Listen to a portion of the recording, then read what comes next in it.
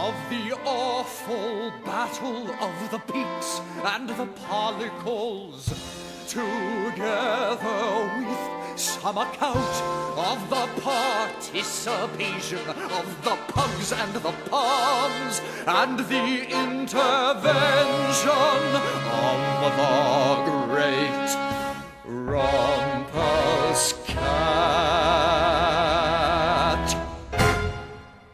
The Pekes and the Pollicles, everyone knows, are proud and implacable, passionate foes. It is always the same wherever one goes. And the pugs and the pums, although most people say that they do not like fighting, yet once in a way they now and again join into the fray, and they until you can hear them all over the park. Now, on the occasion of which I shall speak, almost nothing had happened for nearly a week, and that's a long time for a paw or a peek. The big police dog was away from his beat. I don't know the reason, but most people think he slipped into the Wellington Arms for a drink. And no one at all was about on the street when a Peke and a Pollicle happened to meet.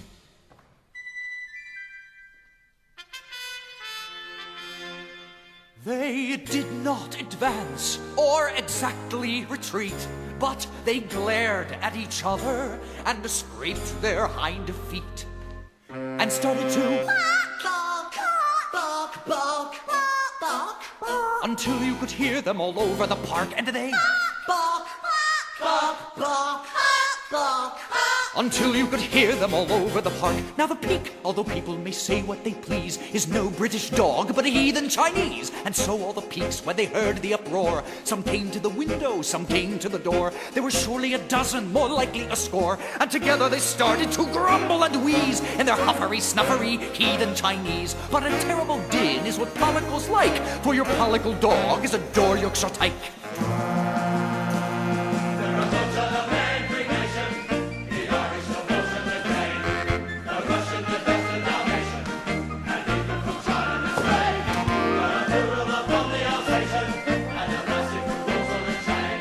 And to those that are frisky and frolical, let my meaning be perfectly plain.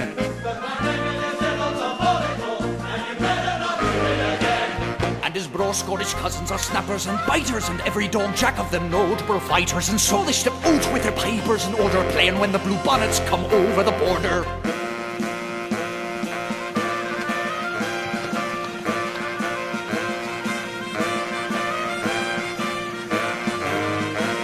Then the pugs and the palms held no longer aloof, but some from the balconies, some from the roof, joined into the din with a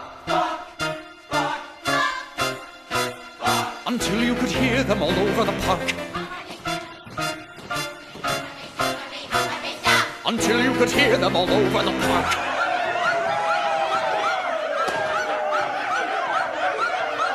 No! When these bold heroes together assembled, the traffic all stopped, and the underground trembled, and some of the neighbors were so much afraid that they started to ring up the fire brigade. When suddenly up from a small basement flat, why, who should stalk out but the great Rumpus cat?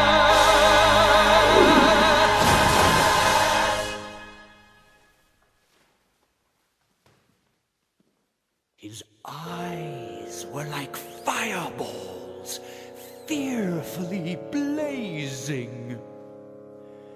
He gave a great yawn, and his jaws were amazing. And when he looked out through the bars of the area, you never saw anything fiercer